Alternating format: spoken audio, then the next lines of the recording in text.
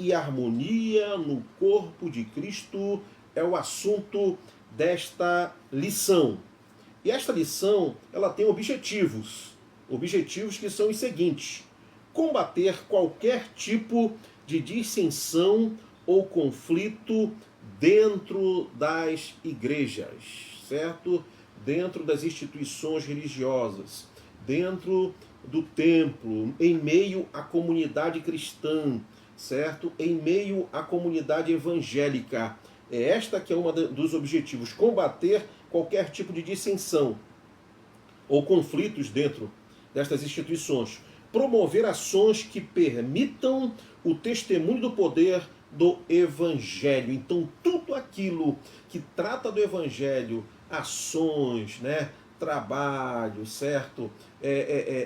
A disciplina, né, a cooperação, a unidade, para que realmente venha contribuir, né, para esse testemunho, permita ações que permitam testemunho do poder do Evangelho, transformação de vida, muitas coisas através do poder do Evangelho têm ocorrido de fato e de verdade na vida daqueles que têm dado crédito ao Evangelho, tá bom?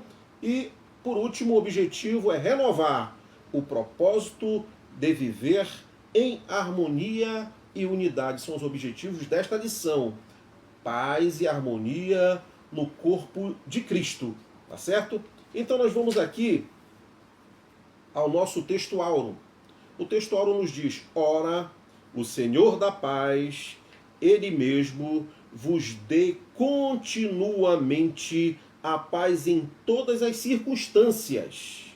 O Senhor seja com todos vós. 2 Tessalonicenses 3,16. Este é o texto áureo. Certo? Nós vamos aqui para a verdade prática.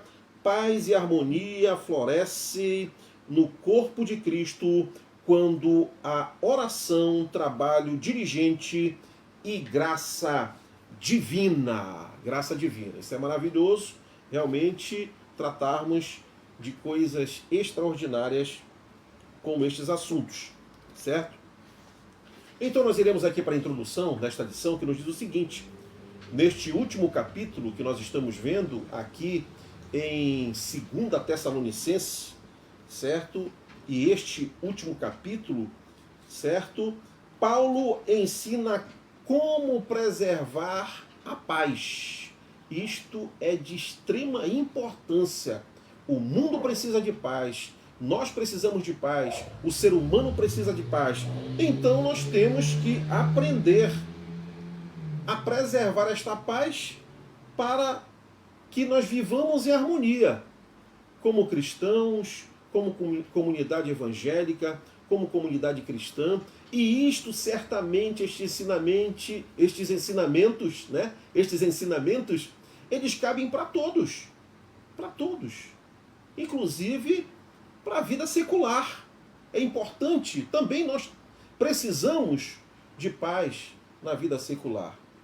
E nós iremos aprender como, de fato, desfrutar desta paz e desfrutar da harmonia, a exemplo do que Paulo está admoestando a igreja, certo? A comunidade em Tessalônica.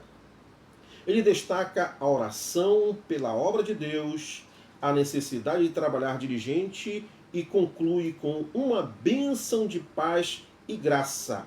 Cada instrução reflete o cuidado devido para moldar uma comunidade que vive em unidade e propósito em Cristo. É o molde, certo?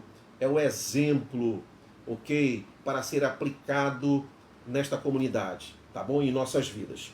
O primeiro tópico, ele se refere à oração.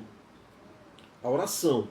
O primeiro tópico está em 2 Tessalonicenses 3, de 1 a 5. O primeiro ponto diz prioridades. O primeiro ponto nos diz sobre, o primeiro ponto é o tema, prioridade da palavra. 2 Tessalonicenses 3:1. Finalmente, irmãos, orai por nós, para que a palavra do Senhor se propague e seja glorificada. certo? Paulo inicia o capítulo pedindo oração para que a palavra de Deus se propague rapidamente e seja glorificada. 2 Tessalonicenses, capítulo 3:1. O apóstolo reconhece que a eficácia da mensagem do evangelho depende tanto do trabalho humano quanto da intervenção divina. Ok? Sem intervenção divina não há crescimento, não há expansão.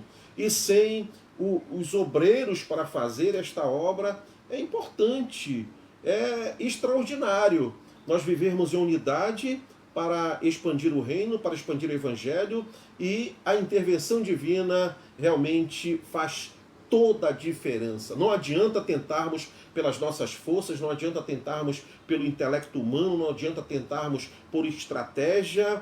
Todos quantos tentam pelas suas próprias forças acabam logrando o seguinte êxito: tendo quantidade e não tendo qualidade.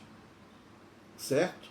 Por isso que nós vemos na contemporaneidade, certo, muitas instituições, muitas igrejas, muitas denominações vivendo realmente a falta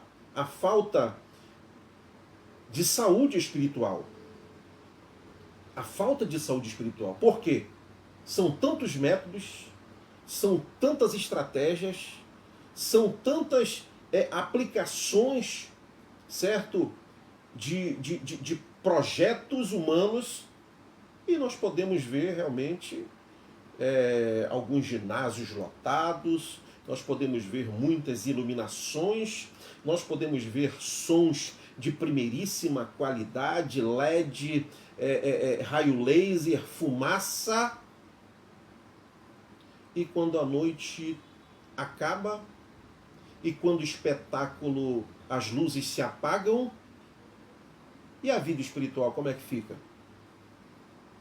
E a vida, e a caminhada de fé, a caminhada com propósito, como é que fica? Complicado. Complicadíssimo. Assim como a palavra produziu frutos em Tessalônica, 1 Tessalonicenses 1, de 5 a 8, ele anseia que o mesmo aconteça em outros lugares, como eu falei anteriormente. Esta admoestação, esta palavra, estes ensinamentos servem muito bem. Elas estão sendo dadas aos irmãos da comunidade tessalônica, mas servem muito bem para você aplicar na sua vida, você aplicar no seu cotidiano, você aplicar na sua família, eu aplicar na minha vida, na minha caminhada, em todas as áreas. É importante. Então, Paulo, ele tem esta preocupação, certo? A expressão se propague rapidamente reflete o desejo de um avanço livre e eficaz do evangelho como um corredor em plena velocidade, enquanto seja glorificada, aponta para o reconhecimento da verdade de Deus por aqueles que a recebem. É este que é o anseio de Paulo. Como o coração pastoral, ele tem esta preocupação de propagar este evangelho rapidamente, como um corredor, certo? Paulo, o seu ministério alcançou um continente. Ele constituiu, formou, consolidou igreja em 50 lugares ou mais, certo? Então, para você ver a sua preocupação, o seu cuidado, o seu amor, em ter nascido de novo, encontro no caminho de Damasco, né? E este Paulo, ele tem esta grande responsabilidade. A quem muito é dado, muito é cobrado. E Paulo tem essa responsabilidade porque amar de fato almas, este deve ser o empenho de todos nós, de cada um de nós, os quais chegaram estas verdades absolutas do Evangelho. Tá ok? Como um corredor, esta mensagem tem que chegar através das redes sociais, através das grandes plataformas. Estamos em igrejas locais, estamos em igrejas regionais, estamos nos estados, estamos nos municípios, nos países, e estamos em todo o mundo através das redes sociais, através destas plataformas maravilhosas. Isto se faz necessário porque este evangelho, ele tem servido para transformar muitas vidas.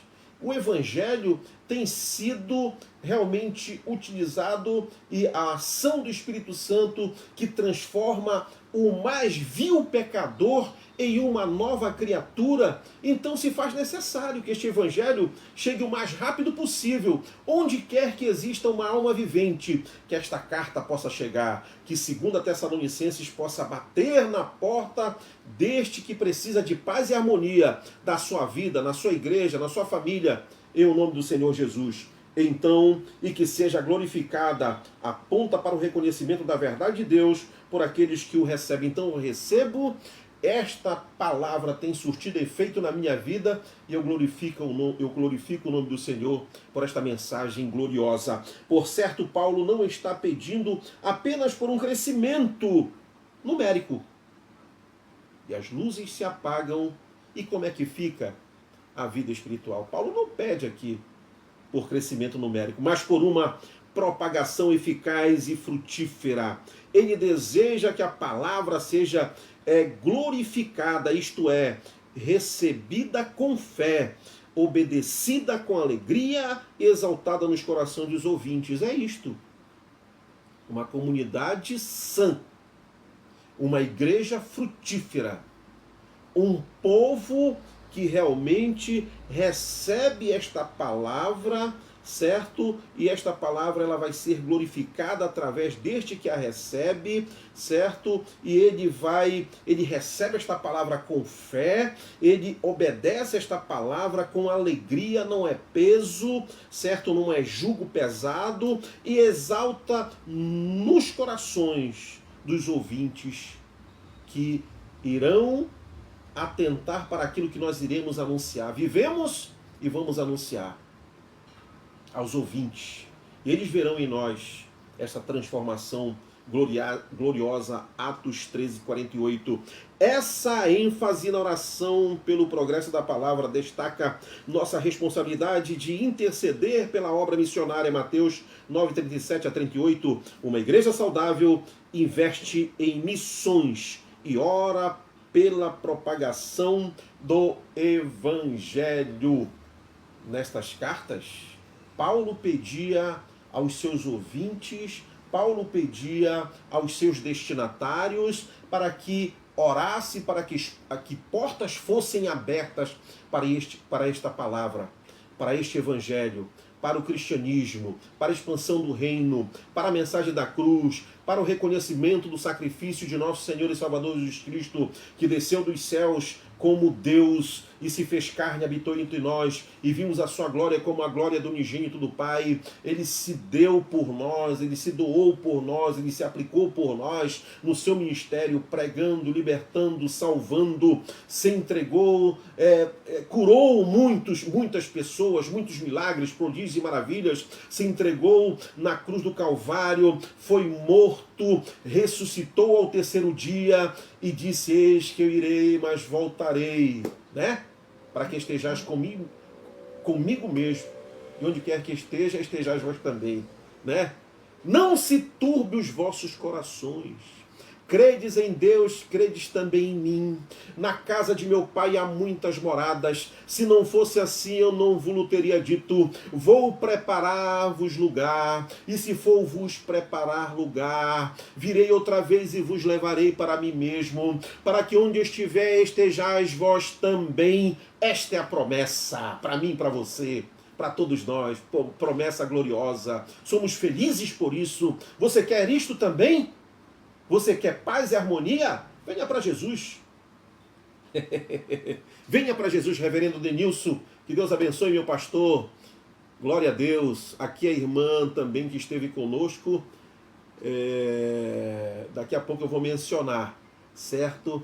Eu vou mencionar porque a rolagem eu não estou conseguindo encontrar. Mas temos aqui centenas aqui na plataforma vertical, e temos aqui alguns irmãos na plataforma horizontal. Esta mensagem, este estudo ficará nas redes sociais para que você venha, ficará gravado, para que você venha realmente acompanhar logo mais esta palavra em outro momento de dia, né? No horário que for necessário para que você venha acompanhar. Que Deus abençoe a todos em o nome do Senhor Jesus. Vimos aqui o primeiro ponto do primeiro tópico, orando, prioridade da palavra. Estaremos vendo agora o segundo ponto, proteção contra o mal. 2 Tessalonicenses 3, de 2 e 3, ok? Vimos o versículo 1, agora vamos ver o versículo 2 e 3. Todavia o Senhor é fiel.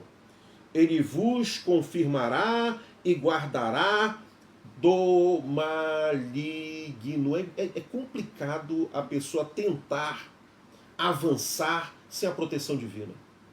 É complicado a pessoa tentar, falo novamente, usar as suas estratégias sem intervenção divina. O mundo jaz no maligno, todavia o Senhor é fiel. O Senhor é fiel, tem sido fiel e será fiel. Certo? Para todos aqueles que atentam para a mensagem da cruz, Ele vos confirmará e guardará do maligno. Venha com o Senhor Jesus, tenha o Senhor Jesus, entregue-se ao Senhor Jesus, caminhe com o Senhor Jesus, viva com o Senhor Jesus, tenha comunhão com o Senhor Jesus. E você terá proteção, você avançará. Mesmo em meio às lutas e às tribulações, somos mais que vencedores no Senhor Jesus. Paulo reconhece que enquanto a palavra do Senhor é glorificada, há oposição de homens perversos e maus que não têm fé. Certo? Paulo reconhece esta verdade. Enquanto a palavra do Senhor é glorificada, certo? A oposição de homens perversos e maus que não têm fé. Não têm fé. Certo? Então, só através da palavra, só através da glorificação da palavra, vivendo a palavra, certo? Aplicando a palavra, realmente nós vamos manter-nos, né, intactos nesta jornada. Glória a Deus. Certo? 2 Tessalonicenses 2,3. Essa realidade reflete o conflito espiritual contínuo que a igreja enfrenta. Efésios 6,12, o apóstolo pede oração para ser livrado desses inimigos, mostrando que a intercessão é uma arma poderosa contra o mal. Nós temos não só inimigos espirituais, potestades e principados, certo? Mas enfrentamos também algumas oposições, certo? De muitos homens, de muitas pessoas, de muitas ideologias, de muitas coisas que, como lá no primeiro século, que tentaram realmente afrontar, perseguir, maltratar, humilhar a igreja de Tessalônica. Não é diferente nos nossos dias, certo? Então, a oração, a intercessão, ela é importante. Aquela igreja prevaleceu por causa de oração. Aquela igreja prevaleceu em virtude de intercessão. Entretanto, Paulo não deixa os crentes temorosos, mas os conforta com uma verdade poderosa. Fiel é o Senhor que vos confirmará e guardará do maligno. Essas afrontas malignas, o Senhor nos guardará, tem nos guardado, certo? Se você estiver passando por afrontas, se você estiver passando por dificuldades, se você estiver passando por necessidades, não desista da sua fé, permaneça firme em oração, certo? Na intercessão, peça oração para os irmãos. Como falei anteriormente, esta carta chegou até nós em virtude de oração. As portas se abriram, chegou até mim, até você, né? Alcançou os irmãos em Tessalônica, em outros lugares em que Paulo enviou as suas cartas, certo? E estas verdades, elas são absolutas e serviram para consolo, serviram para gerar paz nos corações, serviram para gerar harmonia entre os irmãos, certo? Então, a fidelidade divina garante que Deus não apenas proteja os seus, mas também os fortaleza para enfrentar tentações e diversidade. 1 Coríntios 10, 13, Salmo 121, 7. Essa proteção não é passiva, mas é uma proteção ativa. Eis que eu irei, mas enviarei o Consolador, que estará convosco todos os dias até a consumação do século. É a presença ativa de Deus no meio do seu povo, no meio dessa igreja, trabalhando, convencendo o homem do pecado, da justiça e do juízo, manifestando a unção de Deus, manifestando o poder de Deus, manifestando a graça de Deus, certo? Combatendo o inferno, porque a palavra de Deus nos diz que as portas do inferno não prevalecerão contra a igreja. É aí que nós temos que nos firmar. É aí que nós temos que olhar para Cristo, confiar em Cristo e prosseguir. A fidelidade divina garante que Deus não apenas nos protegerá, mas agirá por nós. As conquistas virão, as batalhas serão vencidas, os nossos inimigos cairão. Certo?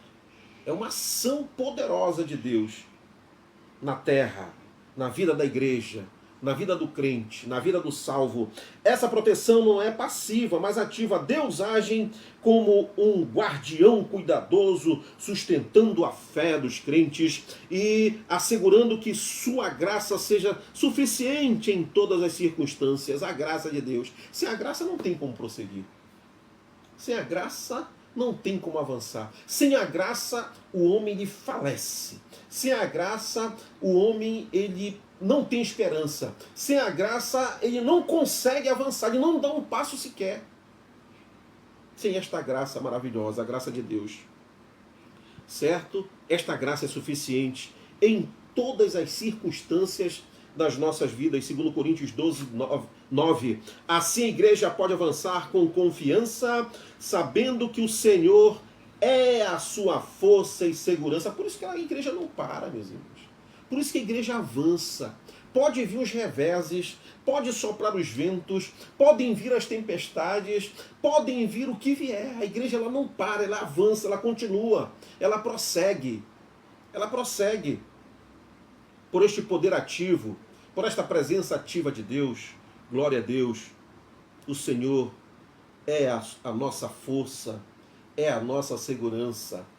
Glória a Deus, Salmo 27, 1. O terceiro ponto deste primeiro tópico, confiança em Deus. 2 Tessalonicenses 3, 4, 5. Nós também temos confiança em vós, no Senhor. Certo? Nós também temos confiança em vós, no Senhor. O apóstolo expressa confiança não apenas em Deus, mas também na fidelidade dos tessalonicenses em obedecer aos mandamentos divinos. É o coração pastoral que investiu do seu tempo, que investiu do seu sangue, da sua dedicação, das noites mal dormidas, das orações, das suas lágrimas, em um povo que ele tem convicção de que este povo recebeu esta palavra, internalizou esta palavra, vive esta palavra e cumpre esta palavra. Certo? Então, ele glorifica a Deus pela presença extraordinária de Deus, porque foi a presença de Deus que transformou estes corações. Foi a presença de Deus que gerou novos nascimentos na igreja de Tessalônica. Foi a presença de Deus que manteve aquela igreja de pé, aquela porta aberta. E este evangelho sendo expandido ali em Tessalônica. Foi a presença de Deus, mas também a fidelidade dos tessalonicenses. Sem fidelidade não há presença de Deus. E sem a presença de Deus não há crescimento espiritual, não há fidelidade. E sem uma palavra com base, sem uma palavra realmente solidificada, como o ensinamento ele vai gerar frutos? Então o ensinamento ele foi eficaz, a semente foi lançada, caiu em terra fértil, cresceu e está frutificando para a honra e para a glória do Senhor Jesus, certo? Ele acredita que sua obediência reflete a obra de Deus em seus corações. Paulo tem convicção que aquele povo, ele acredita que a sua obediência, a obediência daquele povo, reflete a obra de Deus, certo? A obra de Deus em seus corações. Eles viviam esta obediência. Isto é extraordinário. Essa confiança lembra que o Senhor, quem opera em nós tanto querer quanto realizar segundo a sua vontade. Filipenses 2,13. E o Senhor tem isto para cada um de nós. O Senhor tem isto para você. Para você, exclusivamente para você. Porque a redenção ocorreu por causa de mim e de você. Nós somos resultados e nós somos partes de um plano divino de salvação. Então, o Senhor, Ele quer operar em nós, em mim, em você, certo? Tanto o seu querer. Você sabe o que é o querer de Deus para cada um de nós? É extraordinário. Planos de bem e não de mal Ele tem para nós. Achegai-vos a mim, eu me achegarei a vós. Certo? Tanto querer quanto realizar. Não são somente promessas de que os seus sonhos se tornarão realidade, de que você vai conquistar, de que você vai vencer, de que o Senhor vai te curar, de que o Senhor vai te libertar. Não somente que é o querer de Deus para todos nós, mas Ele realizará na sua vida todas essas promessas. Ele realizará. Tem realizado e vai realizar ainda muito mais, segundo a sua vontade, a vontade de Deus. É a vontade de Deus que essas promessas elas venham acontecer nas nossas vidas. Nós temos experimentado de promessas que o Senhor disse: eis que eu te abençoarei, eis que as portas se abrirão, eis que eu te livrarei no momento da angústia, da aflição, no momento da crise de saúde mundial, eu te livrarei e tu me glorificarás. E nós estamos aqui. Foi ou não foi plano de Deus que nós estivéssemos aqui? Foi ou não foi promessa realizada que nós estivéssemos aqui? Foi. Esse é um testemunho claro, um testemunho vivo. Testemunho vivo. Certo? Ele também ora para que os corações dos tessalonicenses sejam direcionados ao amor de Deus. É a constância e a constância de Cristo. O amor de Deus e a constância de Cristo em nossos corações, no coração daquele povo em Tessalônica, no coração de onde quer que tenha uma alma vivente, um cristão, um homem de Deus, uma mulher de Deus, uma pessoa realmente aquebrantada, certo? Um salvo em potencial. Isso é muito forte. Um salvo em potencial. Você é um salvo em potencial. Você ainda não se decidiu, você ainda não saiu de cima do muro, você está ainda, né? Deixa a vida me levar, mas você é um salvo em potencial. Você pode dizer assim: eu não quero mais, eu abandono, eu desprezo, eu rejeito o mundo. E eu quero Deus.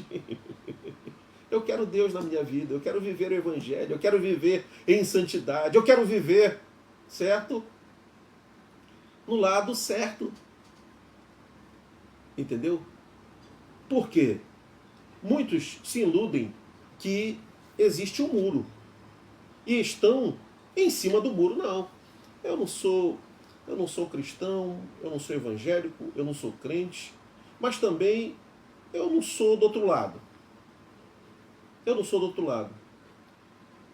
Eu tenho uma verdade para te falar. Enganam-se quem vivem achando que estão em cima do muro. Não existe muro. Ou você está do lado de Deus, ou não. Ou você é luz ou não.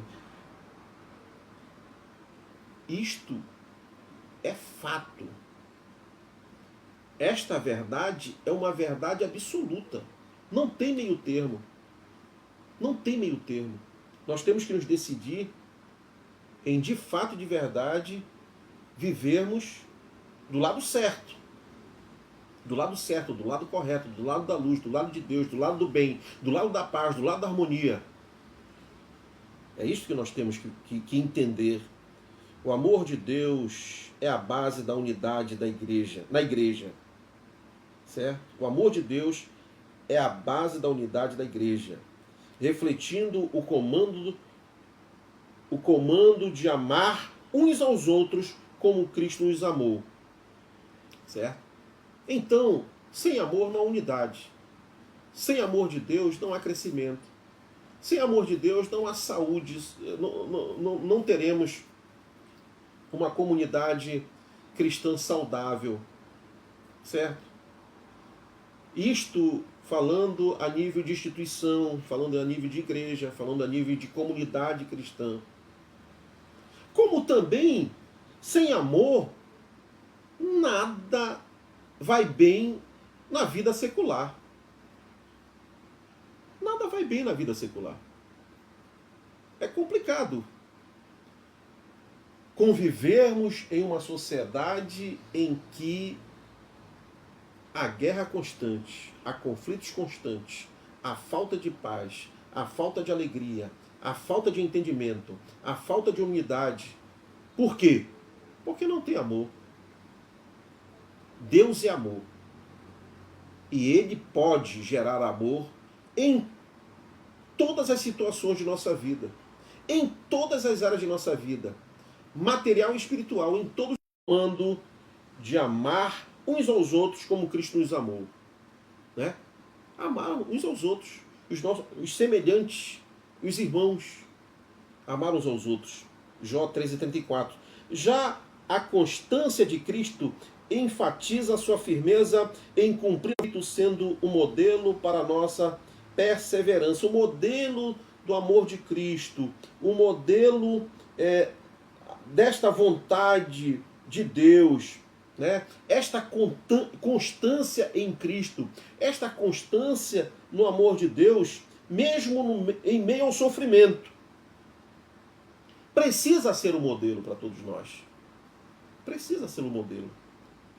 E nós perseverarmos neste amor. E o Senhor nos capacitará para isto. O Senhor te capacitará para isto. Aqui Paulo une confiança e intercessão, mostrando que dependemos de Deus tanto para obedecer quanto para perseverar no amor e na fidelidade.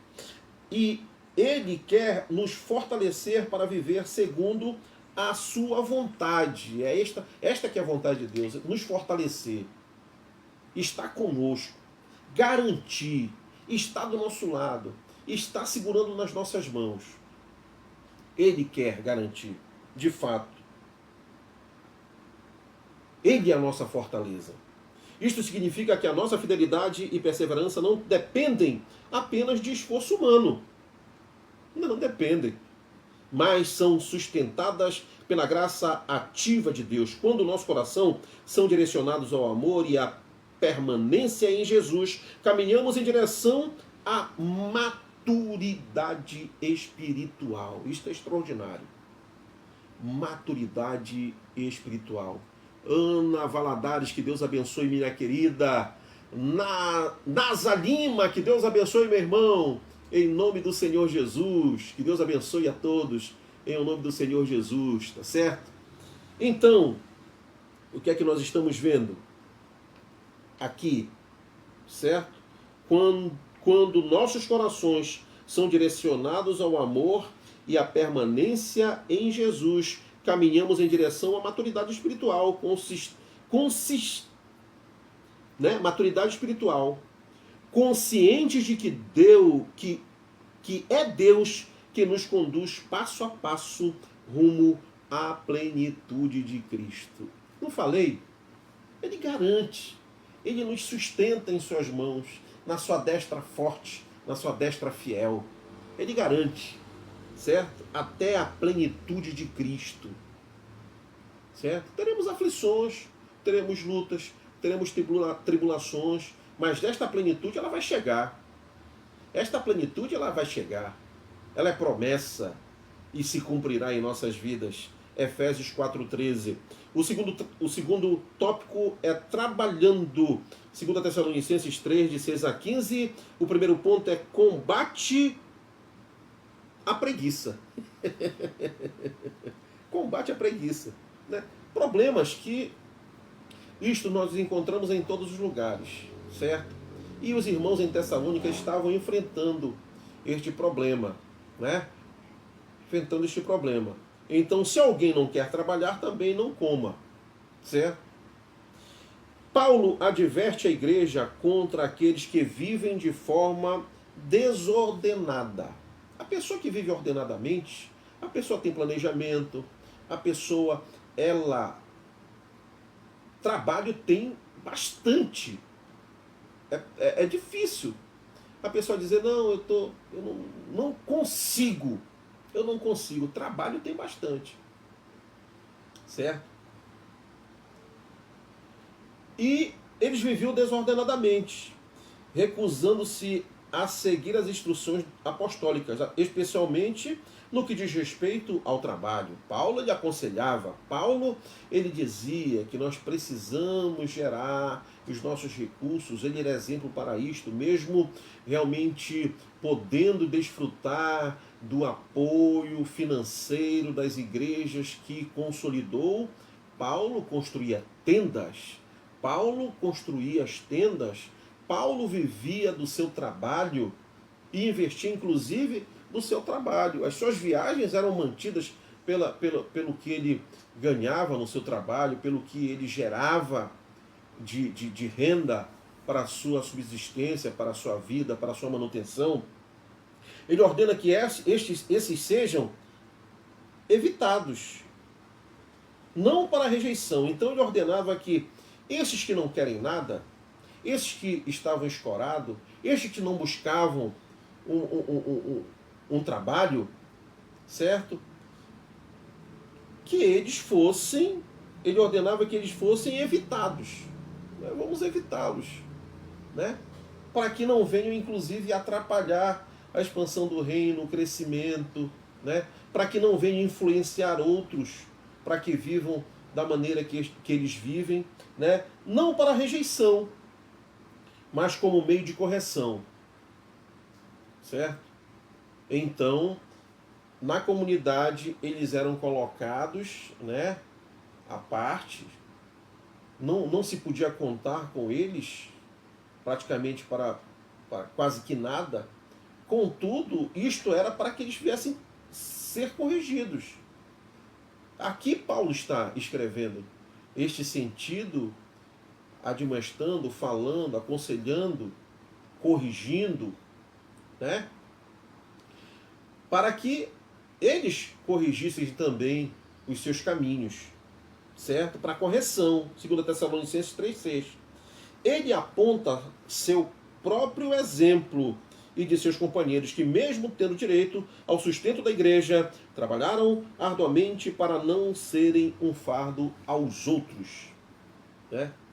Trabalharam arduamente para que não fossem fardos aos outros, fardos aos irmãos, 2 Tessalonicenses 3, 7 a 9. Deus não chama desocupados ou preguiçosos para a sua obra. Não. Né? São responsáveis, são pessoas que têm o seu labor. Eu conheço várias pessoas, inclusive pastores, que têm o seu labor, têm o seu emprego, têm a sua família, mas têm um chamado, mas têm um ministério glorioso. Empenham-se, aplicam-se no seu chamado, no seu ministério. E não são pesado a ninguém, certo? Então Paulo dá exemplos. Em Provérbios 6, 6, 8, homens como Moisés, Gideão e Pedro estavam ocupados em suas responsabilidades quando foram chamados. Moisés apacentava o rebanho de Jetro quando encontrou Deus na sarça ardente, em Êxodo 3, 1, 2. Gideão malhava trigo em um lagar quando o anjo do Senhor o chamou para libertar Israel. Juízes 6, 11, 12. Pedro estava pescando quando Jesus o convocou para ser pescador de homens em Mateus 4, 18 a 19. Assim Deus honra aqueles que vivem em diligência e responsabilidade. Se alguém não quer trabalhar, também não coma. Né? 2 Tessalonicenses 3,10. O segundo ponto deste tópico, estamos já no segundo tópico, é valor do trabalho. Tessalonicenses 3, 11, 12. Pois de fato estamos informados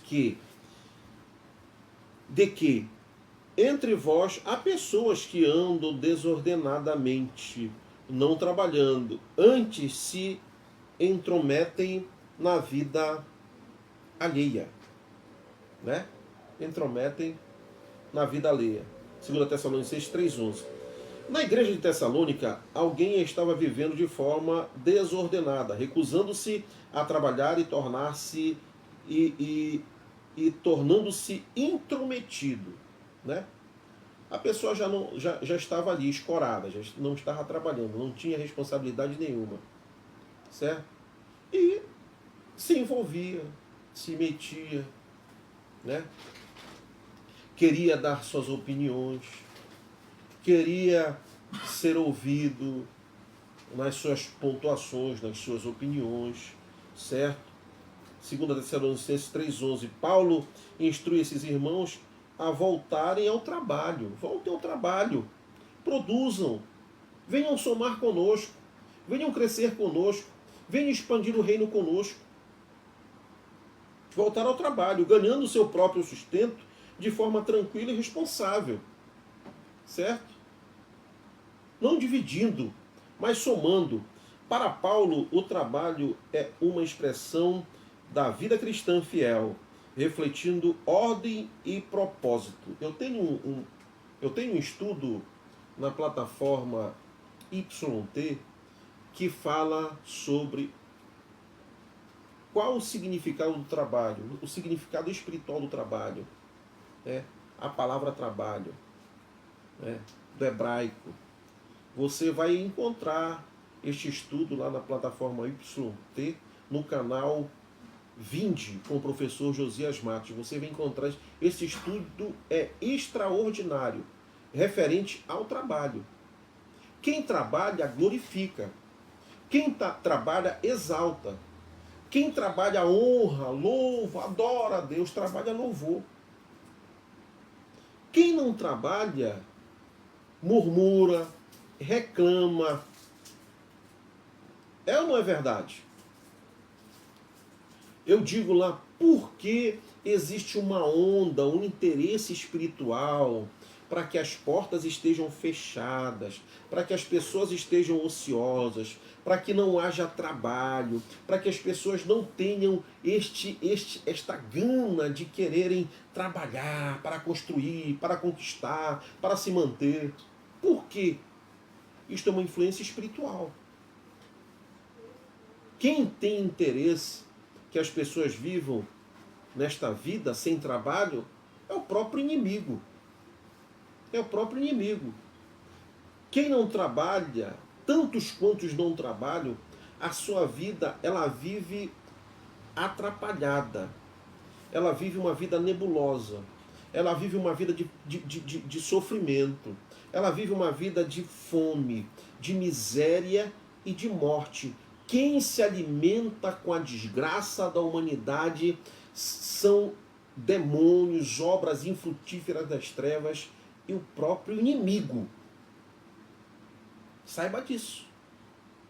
Busque portas abertas, busque intervenção divina, busque na oração, em servir a Deus, que as portas venham se abrir e você saia da calamidade. Saiba disto. Isto é muito importante. trabalhar, adorar. Trabalho e adoração. Para Paulo, o trabalho é uma expressão da vida cristã fiel, refletindo ordem e prosperidade, Colossenses 3, 23 a 24. De fato, desde o Éden, Deus estabeleceu o trabalho como parte da identidade humana, abençoando o homem para cultivar e guardar a criação. Gênesis 2,15. Desde a criação, né? Trabalhe. O homem trabalhando, o homem produzindo, o homem plantando, o homem cultivando, né, cuidando da criação. Isto ocorreu antes da queda, em Gênesis 3.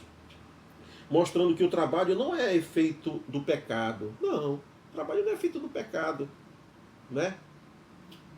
Não é efeito do pecado. Tudo bem que nós temos que, através do suor do nosso rosto, nós vamos trabalhar. Mas o trabalho não é efeito do pecado. Não, porque Adão e Eva pecaram e agora quero conhecer quem inventou o trabalho. Eu já conheci pessoas que eu queria conhecer quem inventou o trabalho. É efeito do pecado. Mas parte do plano perfeito de Deus para a humanidade. É plano de Deus, é vontade de Deus. Que nós sejamos prósperos e que nós venhamos trabalhar para alcançar esta prosperidade. Logo, uma vida produtiva glorifica a Deus, testemunhando ordem e dedicação, enquanto a ociosidade sempre abre portas para fofocas e conversas inúteis. 1 Tessalonicenses 5,13. Trabalhar é viver com propósito, paz e dignidade, em harmonia com os valores do reino de Deus. Efésios 4:28. Paulo instrui os crentes a se comportarem com decência e a dependerem de seus próprios esforços, para que andeis dignamente para com os que estão de fora e de nada venhais a precisar. Né? Existe inclusive a promessa que nós teremos para dar emprestado e não tomar emprestado. Né? Isso é coisa de Deus. Maravilhoso isto. Né? Não é apenas um meio de provisão, mas uma expressão de maturidade espiritual, serviço ao próximo e fidelidade ao chamado de Deus em todas as áreas da vida. Então, quem produz, quem trabalha, tem para si e tem para ajudar o próximo também, o semelhante. Nem todos não têm porque não querem trabalhar. Muitos não têm porque a sua condição, as oportunidades que não tiveram na sua vida, né? A fazer um curso, a fazer uma faculdade, a fazer treinamentos, a aprenderem, não tiveram uma oportunidade para aprender uma profissão, né? Não que eles não queiram. E nós vemos muitas pessoas que, de fato, não são até analfabetos funcionais, mas que se aplicam, trabalham, certo? E dão o seu suor, dedicam-se e se mantêm, vivem bem, cuidam da sua família, da sua casa, certo? Então, também um dos propósitos para que nós venhamos trabalhar é para ajudar o nosso semelhante. Meu pai, Raimundo Bolsão, em memória, homem de Deus, extraordinário homem, em que eu aprendi muito. Minha mãe, que dorme no Senhor, Edith Matos, meu pai sempre dizia: meu filho, não há outro propósito na vida de ser rico, de ser milionário. Não há outro propósito senão ajudar o próximo. Ajudar o próximo. Não junteis tesouro na terra, onde a traça, o ferrugem vem e destrói tudo. Junteis tesouro nos céus. E também prosperidade não é ter também dinheiro sobrando na conta. Vai além. Prosperidade é não ter dinheiro sobrando e ter o sustento. Deus provê. Você sobreviver. Certo? Prosperidade é não ter um bom plano de saúde, mas Deus intervém de maneira poderosa e sobrenatural em nossas vidas, mesmo lá nas UPAs, né? Em Belém, são conhecidos como UPAs, né? Certo? Isto é prosperidade também. Tá bom? Então, vamos aqui. Onde nós paramos. Contudo, Paulo enfatiza que a correção deve... O objetivo das disciplinas e restaurar, não destruir. A disciplina, o objetivo dela não é destruir, e sim restaurar a vida daquele que está sendo disciplinado, aquele que está se chamando a atenção. A separação dos desordenados, em 2 Tessalonicenses 3,14, protege a unidade e o testemunho da igreja. Né? Então o testemunho da igreja ele é importante. Como é que nós vemos a igreja primitiva? Como é que nós entendemos a igreja primitiva? Eles trabalhavam, não havia pobreza no meio da igreja primitiva, eles repartiam, eles tinham o suficiente para comer, para beber, para calçar, para se vestir, para se manter. Certo? Não havia. Como é que as pessoas olhavam para a igreja primitiva e diziam, olha, eu quero ir para lá, eu quero fazer parte. Ela caía na graça de muitos. A igreja primitiva cresceu extraordinariamente em virtude deste testemunho que era dado. Certo? Deste testemunho que era dado pelos irmãos.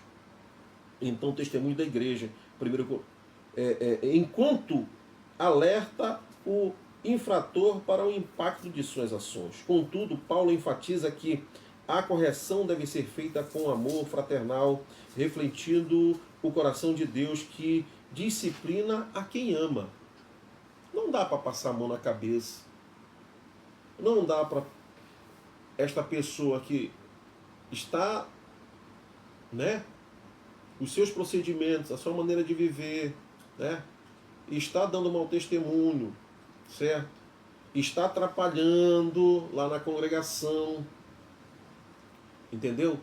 E está sendo, né, passar a mão na cabeça. Não, não pode. De maneira nenhuma. Prejuízo para a expansão do reino. Prejuízo para o testemunho da comunidade. Prejuízo e sério. A igreja também é chamada para zelar pela santidade no corpo de Cristo. Olha só. 1 Pedro 1,16. Mantendo a verdade e a graça unidas. Assim, a correção conduz à restauração, preservando a paz e a harmonia do corpo, né? Olha só como uma coisa puxa a outra, né?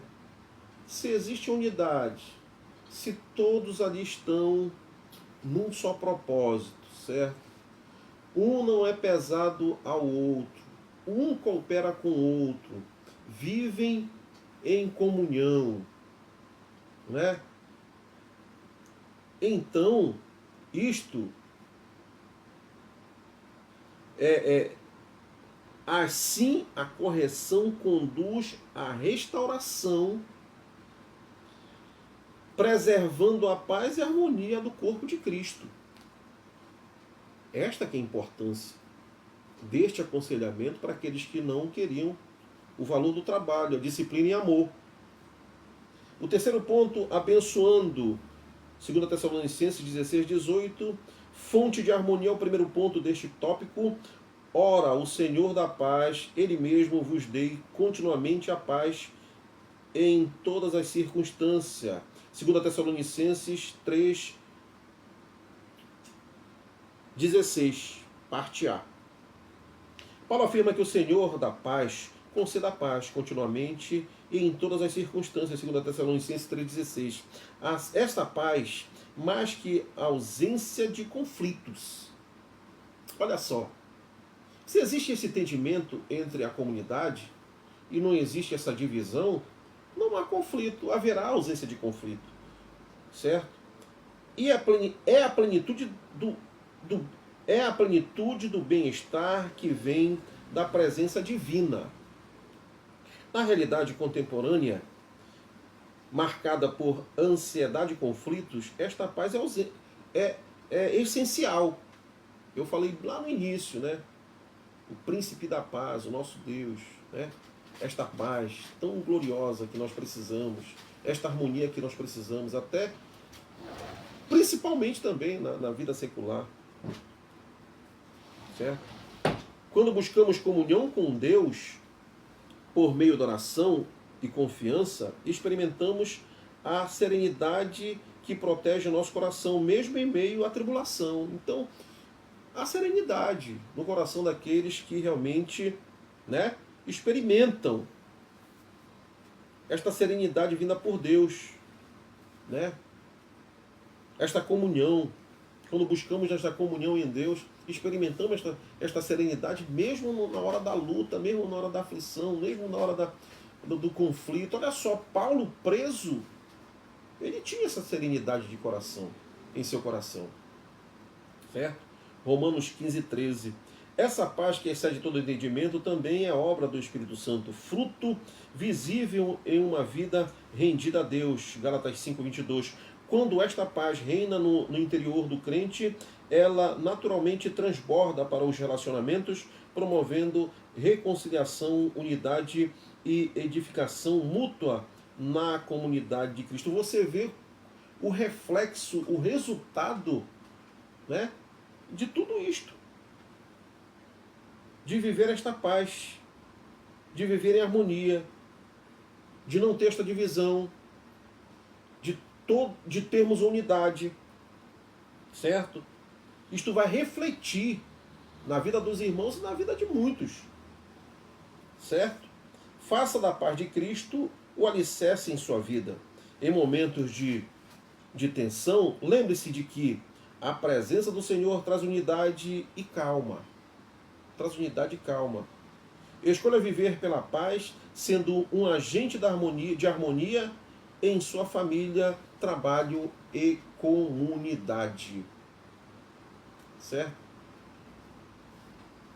Quem não tem esta paz vinda de Deus, vive uma perturbação, vive uma frustração, vive uma tristeza, vive angustiado.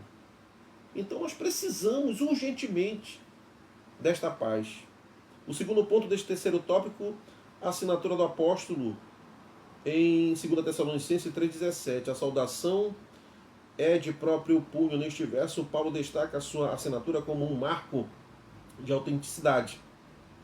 Essa prática era comum devido ao uso de escribas para redigir as cartas, mas Paulo fazia questão de finalizar pessoalmente como prova de que a mensagem vinha dele, reforçando a unidade doutrinária e combatendo a falsificação. Havia outros evangelhos, ele falava destas verdades, para não atentarem, para não darem ouvido a outros evangelhos, a outras doutrinas. Por isso que ele assinava as suas cartas. Essas assinaturas também comunicam um zelo pastoral profundo.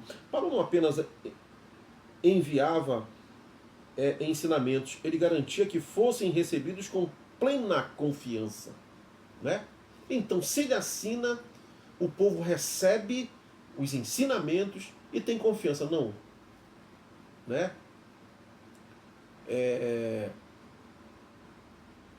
Paulo que assinou, né? O apóstolo que assinou, o homem de Deus que assinou, a grande responsabilidade que Paulo tinha, né?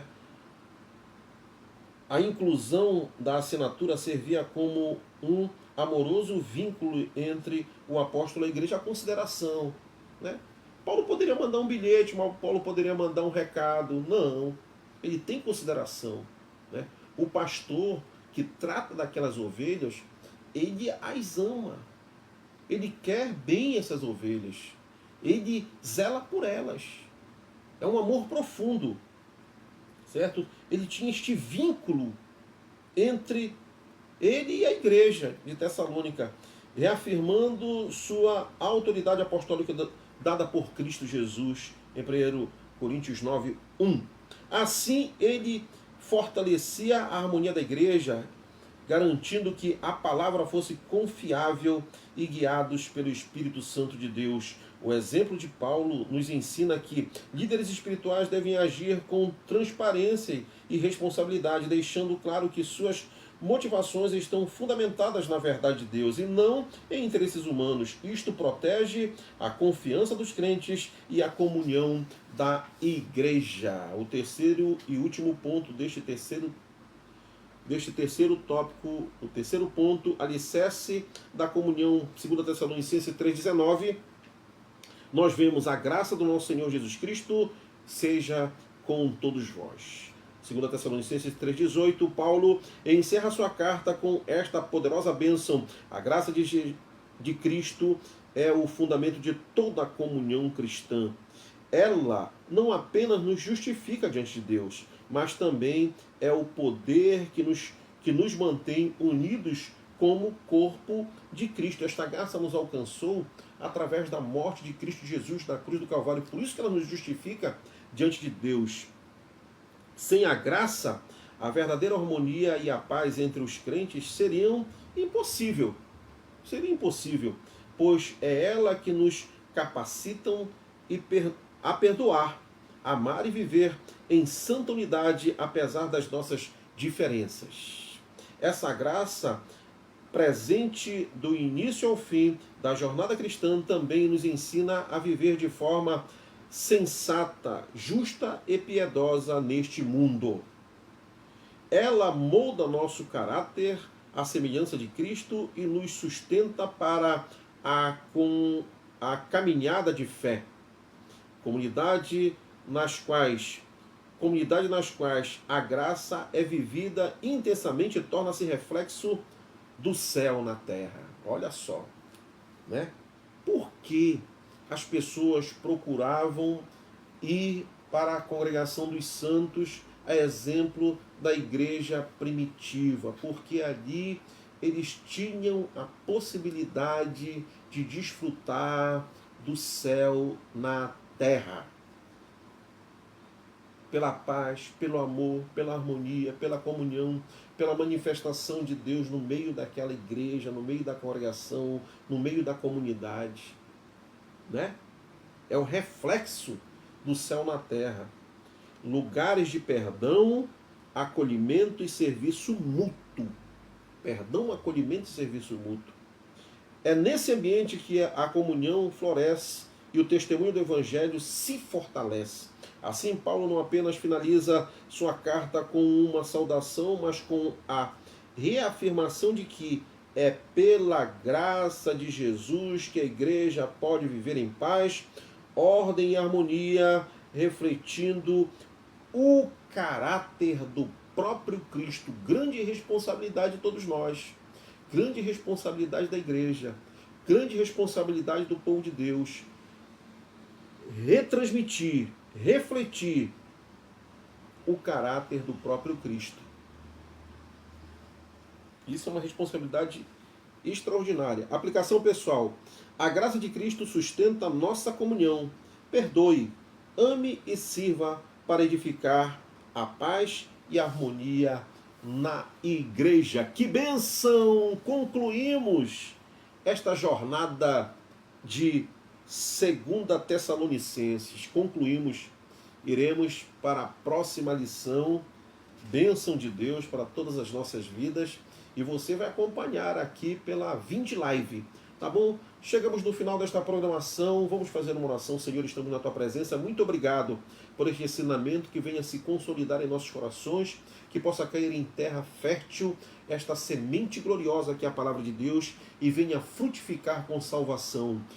Meu Deus, aqueles que têm sede de ti, recebe agora, Pai.